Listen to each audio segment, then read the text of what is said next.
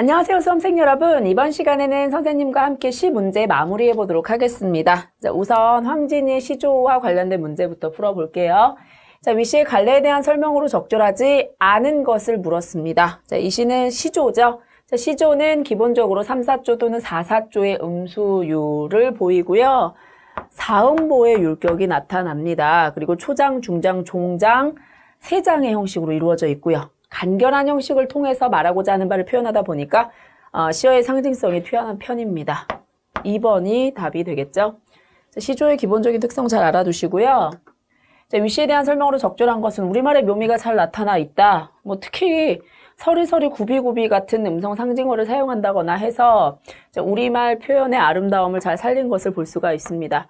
앞과 뒤, 첫 부분과 마지막 부분의 내용이 같거나 유사하지는 않으니까 적절하지 않고요. 감정이입의 대상이 없죠. 대화체가 아니라 화자가 혼자 독백하고 있는 것 같습니다. 따라서 1번을 선택하시면 되겠습니다. 자, 그 다음에 위시에서 대립하는 시어끼리 짝지은 것을 물었는데요. 자, 동짓달의 밤은 춥고 길고 외롭죠. 그런데 춘풍 이불, 이건 봄바람이 부는 것처럼 따뜻한 이불인데요. 자, 임과 함께할 어떤 시간과 관련이 있죠. 따뜻한 이미지. 자, 동지는 차가운 이미지, 춘풍은 따뜻한 이미지. 서로 대립된다고 볼 수 있겠습니다. 2번 선택하시면 되겠어요. 자, 그 다음에 이 시에서는 두 밤이 나오는데요. 두 밤이 좀 다른 이미지를 나타내고 있습니다. 동짓달의 밤은 어때요? 홀로 지내는 밤이라서 길게만 느껴지죠. 그런데 어른님 오신 날 밤은 님과 함께하는 짧게만 느껴지는 시간입니다. 이거 바뀌었어요. 자, 그 다음에 짧은 시간으로 생각하는 거는 니은만 해당이 되죠. 자, 그 다음에 화자는 기억이 길게 느껴져서 이건 줄이고 니은은 짧게 느껴져서 이것은 늘리고 싶어 합니다. 추상적 개념인 시간을 이런 식으로 구체화해서 표현을 한 거죠. 답 4번을 선택하시면 되겠습니다. 자, 그 다음에 A의 서리서리와 B의 구비구비에 대한 설명으로 적절하지 않은 것을 물었습니다. 이것은 한자어에서 유래한 표현이 아니라요. 순 우리말이고요. 자, 그리고 이것은 이제 시간을 동글동글 말아 넣었다가 다시 펼치는 그런 모양을 흉내낸 음성 상징어입니다. A는 둥글게 말아 놓은 현상, B는 구부러진 것을 펼치는 행위를 위해 사용된 표현. 따라서 여기서 적절하지 않은 거 1번을 선택하시면 되겠습니다. 자, 그 다음에 위시에 밤을 하너리를 버여내어. 자, 여기에 사용된 방법이 쓰인 것을 물었는데 시간이라는 추상적 개념을 구체적인 사물처럼 표현하고 있죠. 계절이 피어선 지고라고 했는데요. 계절이라는 건 시간이잖아요. 근데 이게 눈에 보이는 꽃처럼 피었다 졌다 한다 이렇게 표현을 했으니까 여기서 우리가 이런 표현을 볼 수 있죠. 패는 칼보다 강하다. 이것은 지식의 힘과 무력 이것을 나타내는 대유적 표현입니다. 360날 한양 섭섭해 우옵니다. 어떻게 사람이 아무리 섭섭한 일이 있어도 그렇지 무슨 365일 내내 이렇게 울고 그러겠어요. 과장된 표현이죠. 인생은 짧고 예술은 길다. 자, 이것 같은 경우에는 서로 대꾸를 이루고 있는 것을 볼 수가 있습니다. 그리고 대조적인 내용을 다루고 있죠. 적절한 거 1번을 선택하시면 되겠습니다. 자, 그 다음에 이번에는 어저 내일이야. 자, 황진이의 또 다른 시조 보죠. 위시에 나타난 화자의 상황으로 적절한 것을 물었는데요. 여기에서 자, 있으라 하더면 가랴마는 제9태여 보내고 그리는 정은 나도 몰라 하노라 라고 했거든요. 님을 붙들었으면 좋았을 것을 님을 보내놓고 그리워하는 정을 나도 어쩔 수가 없구나 이렇게 표현하고 있으니까요. 임을 붙잡지 못한 자신의 행동을 후회한다라는 것이 가장 적절하다고 볼 수 있겠죠. 이별하기 앞서 이후에 벌어질 일들을 고민하는 게 아니라 이미 이별을 했죠. 따라서 2번 선택하시면 되겠네요. 자, 그 다음에 위시와 보기의 공통점으로 적절한 것을 물었습니다. 자, 여기 한번 봅시다. 동짓달 밤을 하늘이를 베어내어 춘풍 니불 아래 서리서리 넣었다가 사랑하는 님 오신 날 밤이어든 굽이굽이 펴리라. 관념을 구체적으로 형상화하는 표현이 나타난다.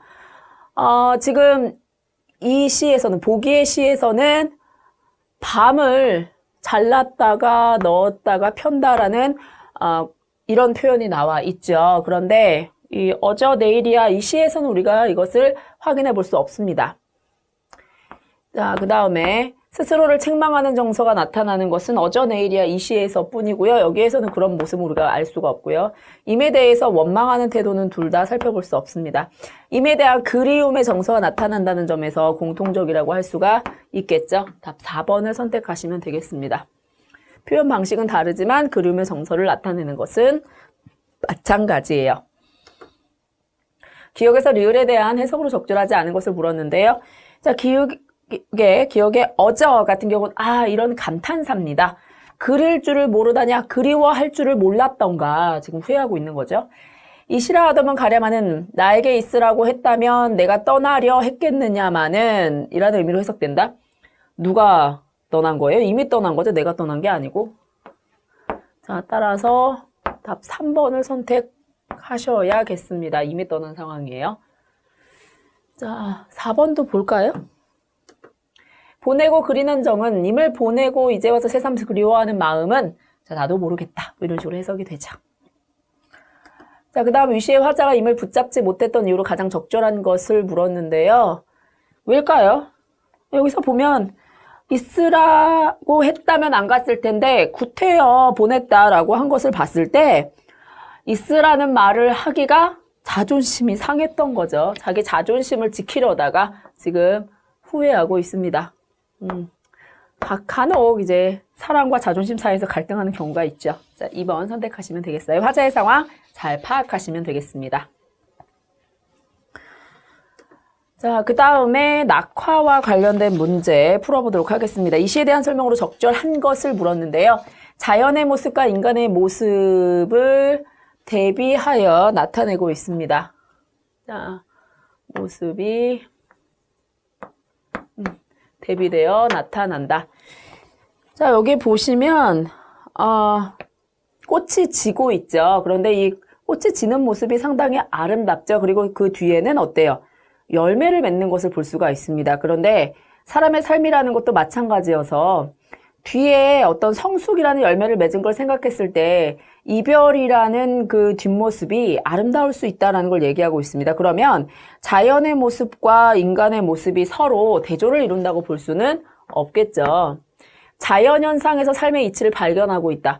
꽃이 지는 것이 아름답고 열매를 맺듯이 인간의 삶에서도 그렇다. 그래서 이별이라는 것이 슬프고 부정적인 것만은 아니다라는 걸 보여주고 있습니다. 자연으로 도피하고자 하는 것은 우리가 알 수 없고요. 자연과 인간이 대결하는 게 아니라 그 섭리가 닮아 있는 것을 볼 수가 있죠. 자, 2번 선택하시면 되겠습니다. 자, 그 다음 위시의 특징으로 적절하지 않은 것을 물었는데요. 자, 계절감을 드러내는 시어가 나타난다. 여기 보시면 봄 한철 나의 사랑은 지고 있다. 무성한 녹음과 열매 맺는 가을을 향하여. 자, 이렇게 계절을 나타내는 시어들이 나오는 것을 살펴볼 수 있습니다. 비유적 표현이 등장한다. 여기 보면 나의 사랑은 지고 있다. 나의 청춘은 꽃답게 죽는다. 그런데 사실 사랑이나 청춘은 꽃을 빗대서 나타내는 것이고, 그리고 여기서 꽃잎이 막 손길을 흔들면서 진다 이렇게 표현한 거는 꽃잎을 의인화해서 표현한 거죠. 이런 뭐 의인법, 운유법, 비유적 표현들이 많이 등장하는 것을 볼 수가 있습니다. 대화체를 사용하고 있지는 않아요. 뭐 누가 말하면 듣는 청자가 있고, 그리고 또 청자의 반응이 있고 뭐 이런 식의 대화체인데 독백체죠. 명사형으로 시상을 끝맺음으로써 여운을 준다. 여기 보시면 헤어지자 섬세한 손길을 흔들며 하롱하롱 꽃잎이 지는 어느 날 나의 사랑 나의 결별 샘터에 물고 있는데 성숙하는 내 영혼의 슬픈 눈 이렇게 끝냈죠. 자, 그걸 통해서 여운을 주는 것을 살펴볼 수 있습니다. 3번 선택하시면 되겠고요. 자, 그 다음에 가견의 중심 내용으로 적절하지 않은 것을 물었습니다. 한번 볼까요? 1연에서 가야 할 때가 언제인가를 분명히 알고 가는 이의 뒷모습은 얼마나 아름다운가 라고 했거든요. 자, 낙화의 아름다움을 노래하고 있고요. 봄한철 격정을 인내한 나의 사랑은 지고 있다. 자, 봄한철의 격정을 인내하며 나의 사랑이 지고 있다. 어떤 열정이 떠나가고 있죠. 아쉬워요. 자, 그러면서 무성한 녹음 그리고 머지않아 열매 맺는 가을을 향하여 나의 청춘은 꽃답게 죽는다. 자, 꽃이 짐으로써 녹음과 열매라는 약속이 이루어지는 거죠.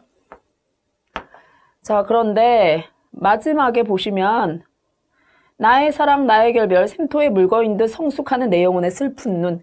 이별로 인해서 좌절하는 게 아니라 결국 성숙을 얻게 되는 거죠. 따라서 답 4번을 선택하시면 되겠습니다. 이 시의 주제를 잘 파악하시면서 문제 풀어주셔야겠습니다. 자, 기억에서 리을의 의미로 적절하지 않은 것을 물었는데요. 자, 기억에 가야 할 때는 이별의 시간. 자, 이것을 의미하는 것이라고 볼 수 있겠고요. 가야 할 때가 언제인가를 분명히 알고 가느니, 자, 떨어지는 꽃의 모습을 이렇게 표현한 것이라고 볼 수 있겠죠. 뒷모습은 얼마나 아름다운가. 이것은 체념한 이를 위로하기 위한 표현이라기보다는요.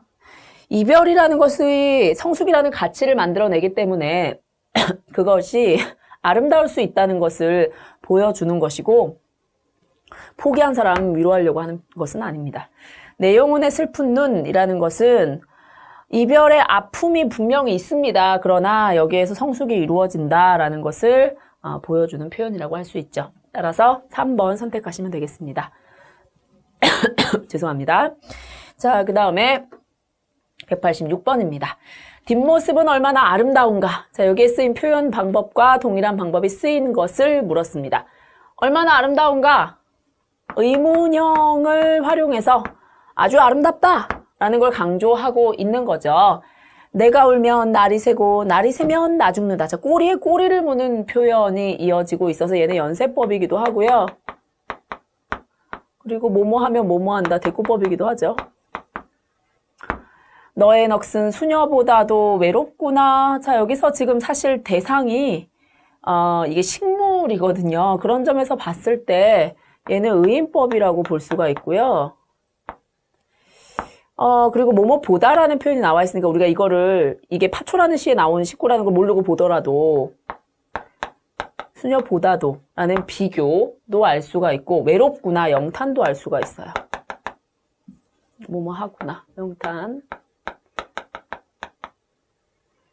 자, 그 다음에 가난하다고 해서 사랑을 모르겠는가? 가난하다고 해도 사랑의 가치는 안다.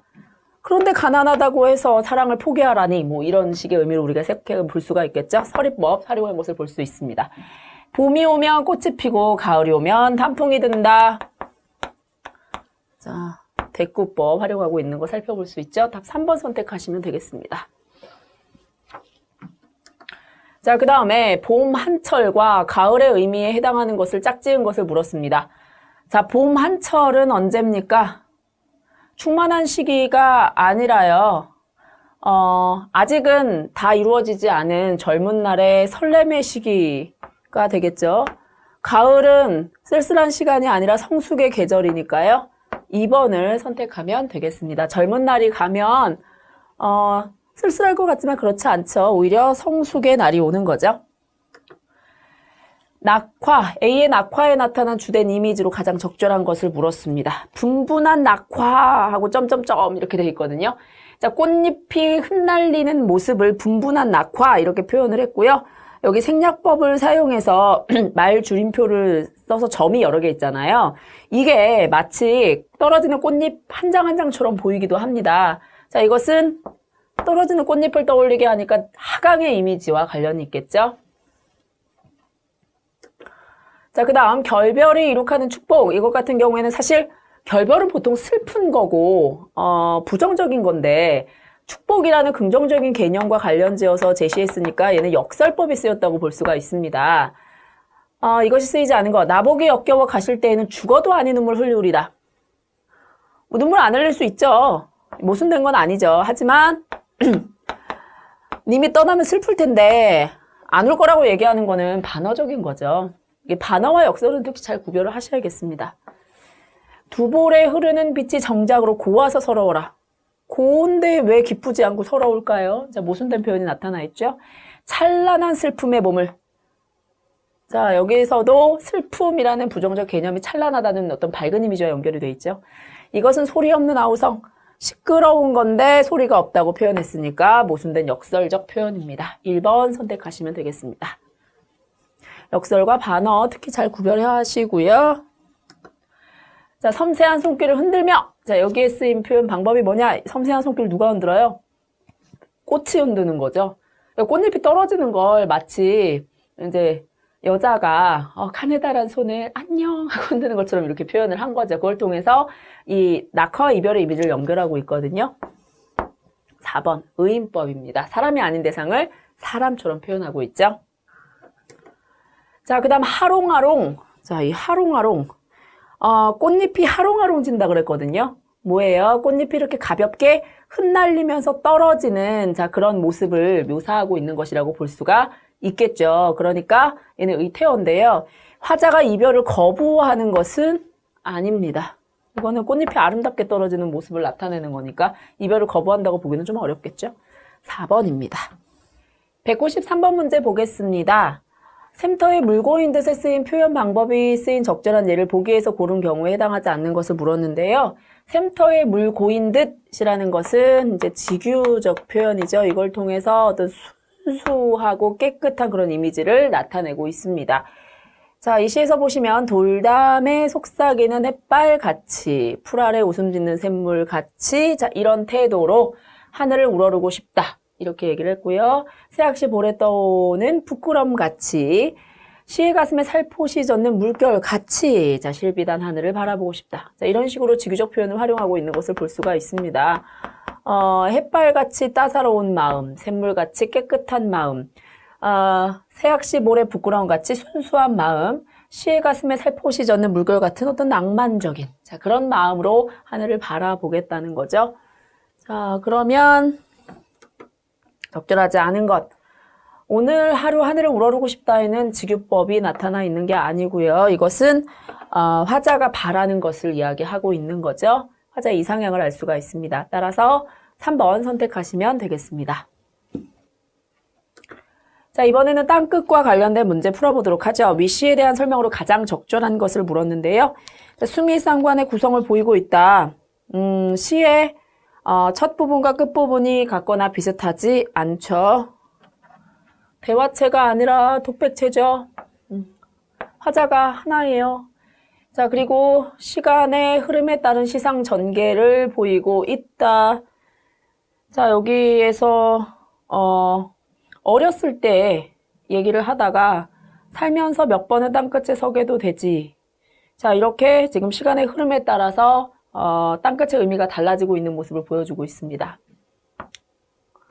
자, 따라서 3번 선택하시면 되겠고요. 화자가 1인칭에서 2인칭으로 바뀌고 있다. 사실 화자가 2인칭이 되기는 참 어렵습니다. 2인칭이면 넌데요.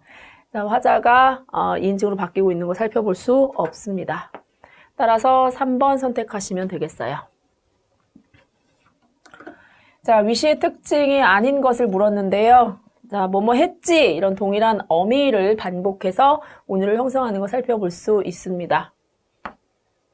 자, 그 다음에 역설적인 표현 여기 보면 특히 위태로움 속에 아름다움이 스며 있다는 것 자, 이렇게 땅끝의 의미를 설명하고 있거든요. 자, 이거는 사실 모순된 표현이기 때문에 역설적인 표현이라고 할 수 있고요. 그것을 통해서 우리가 이제 인생의 막바지다, 어떤 가장 절망적인 순간이다 라고 생각했을 때 오히려 거기서 희망을 찾을 수 있다는 주제를 보여주고 있습니다. 예스러운 표현, 그러니까 옛날 어떤 고풍스러운 그런 느낌이 나는 표현을 통해서 시의 분위기 형성에 기여하고 있다. 그런 건 우리가 살펴볼 수가 없죠. 자, 3번이고요. 독백체의 담담한 어조로 화자의 내면을 드러내고 있다. 그쵸? 이걸 통해서 화자의 내면을 드러내고 있고 또 우리도 이것에 또 공감을 할 수가 있죠. 우리도 조용히 이런 생각을 또 해볼 수가 있는 거죠. 자, 그 다음에 화자가 현실을 극복하기 위한 수단으로 삼는 소재는 무엇이냐? 여기 보시면 화자가요, 산 너머 고운 노을을 보려고 그네를 힘차게 차고 올라 발을 굴렀다라고 했거든요. 어떤 이상을 향해서 다가가기 위한 그런 매개로 그네가 등장하는 것을 볼 수가 있습니다. 따라서 2번을 선택할 수 있겠고요. 노을이나 나비는 화자가 따르는 이상 자체를 보여주고요. 어둠은 오히려 그와 반대되는 좀 절망적인 상황을 떠올리게 되니까 현실을 극복하기 위한 수단이 어둠이 된다고 보기는 어렵겠죠. 2번입니다. 자, 그 다음에 노을과 유사한 의미를 지니는 시어를 위시에서 찾은 것. 여기 보시면 노을을 보려고, 노을이라는 건 추구하는 대상인데 여기서 또한 나비를 쫓듯 아름다움에 취해 땅끝을 찾아갔다라고 했거든요. 나비를 따라간다, 노을을 보려고 한다. 마찬가지 맥락으로 우리가 이해할 수 있겠죠. 1번입니다. 끝이라는 것은 화자가 그것 자체를 본래 추구하다가 끝에 이르는 것은 아니죠. 밀려서 가는 거고요. 파도는 땅끝에서 만난 어떤 시련이죠. 그것이 아가리를 쳐들고 달려든다. 그래서 파도가 지니고 있는 이미지를 아가리를 통해서 형상화하고 있으니까요. 여기서는 1번을 선택하는 것이 가장 적절합니다. 자, 그 다음에 니은의 그네줄이 오랫동안 삐걱삐걱 떨고 있었어. 여기에 쓰인 기법이 나타난 부분을 보기 위해서 찾은 것을 물었는데 그네줄이 삐걱삐걱 떨고 있다는 거는 그냥 현상 자체를 설명했다기보다 자, 노을에 닿지 못한 그 화자의 어떤 마음을 나타낸 표현이라고 할 수 있겠죠. 어떤 불안감 이런 것들을 느끼게 합니다. 자, 감정이입의 대상이라고 볼 수가 있을 텐데요. 한번 봅시다.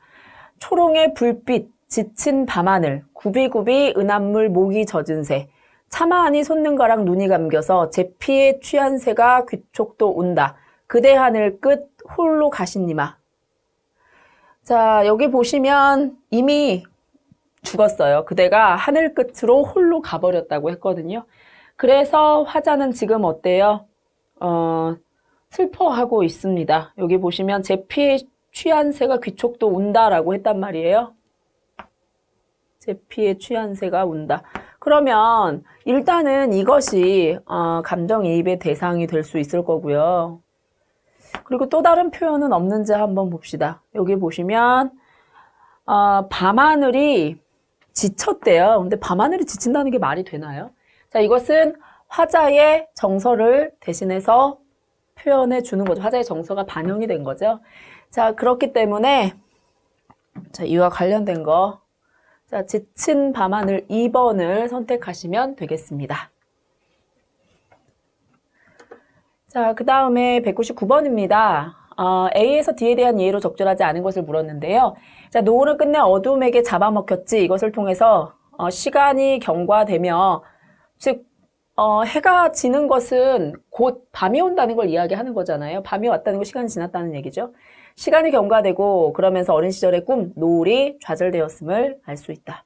자, 파도가 끊임없이 땅을 먹어 들어오는 막바지, 위태로운 땅끝의 모습을 형상화한 것이라고 볼 수가 있겠죠.